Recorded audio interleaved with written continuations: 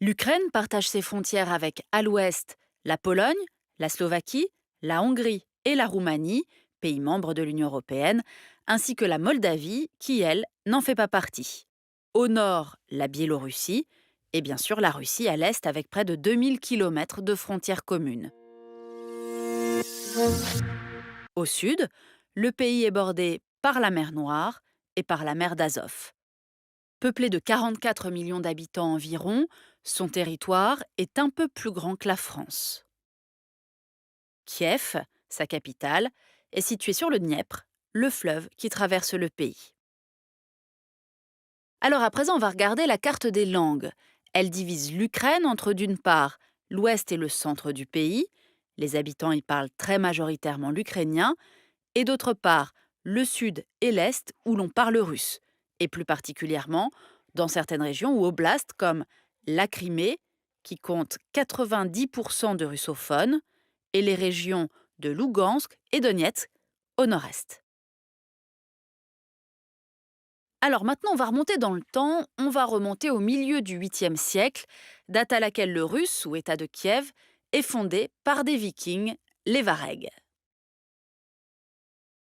Vladimir le Grand se convertit au christianisme en 988. La Sainte Russie est née. Au XIe siècle, cette principauté slave est à son apogée. Centre culturel et religieux, il s'étend de la Baltique à la mer Noire et contrôle les routes commerciales. C'est le plus puissant État d'Europe. Bien des siècles après cet âge d'or, le russe de Kiev demeure dans l'imaginaire russe le berceau de la nation.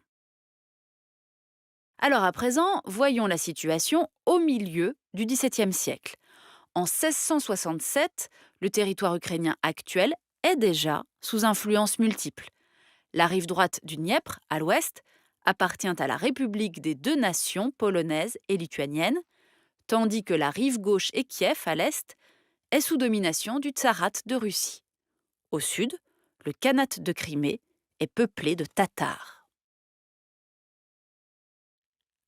À la fin du XVIIIe siècle démarre une longue période de domination russe. En 1783, les Russes annexent la Crimée. En 1795, l'impératrice Catherine de Russie récupère la rive ouest du Dniepr. L'Empire des Habsbourg s'arrogeant les régions occidentales. Au sein de l'Empire russe, le terme d'Ukraine est interdit, c'est désormais la Petite Russie. C'est le grenier à blé de l'Empire, grâce à ses riches terres noires, et aussi sa première région industrielle, avec la houille dans la région orientale du Donbass. En 1917, nouvelle étape. L'Ukraine accède pour la première fois à l'indépendance à l'issue de la Révolution de février et de la fin de l'Empire russe. En novembre, le premier parlement ukrainien, la Rada, s'oppose aux bolcheviks et proclame la République populaire d'Ukraine. Sauf qu'à l'est du pays, une république soviétique d'Ukraine pro-russe est-elle proclamée à Kharkov. Cette indépendance sera de courte durée, l'armée rouge occupant le pays. En 1922, la République socialiste soviétique d'Ukraine est intégrée à l'URSS. Dans ces années 20, la collectivisation forcée des terres provoque la résistance de la paysannerie et le réveil nationaliste ukrainien. Les années 30 sont marquées par la famine orchestrée par Staline pour briser la paysannerie et le nationalisme. C'est l'Holodomor, ou extermination par la faim, qui aurait fait 6 millions de morts.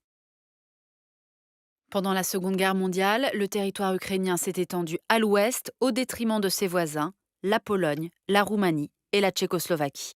On estime que 8 millions d'Ukrainiens ont péri pendant la guerre. En 1954, Nikita Khrouchtchev offre la Crimée à l'Ukraine, république soviétique modèle, la plus peuplée de l'Union derrière la Russie. Après-guerre, l'Ukraine occupe en effet une place centrale dans l'économie de l'URSS. Elle produit un quart de la production agricole soviétique et les mines de fer de Krivoy Rog et le charbon du Donbass alimentent en acier le complexe militaro-industriel. Quand en 1991, le régime soviétique s'effondre, l'Ukraine devient de nouveau indépendante, même si elle demeure dans l'orbite de la Russie.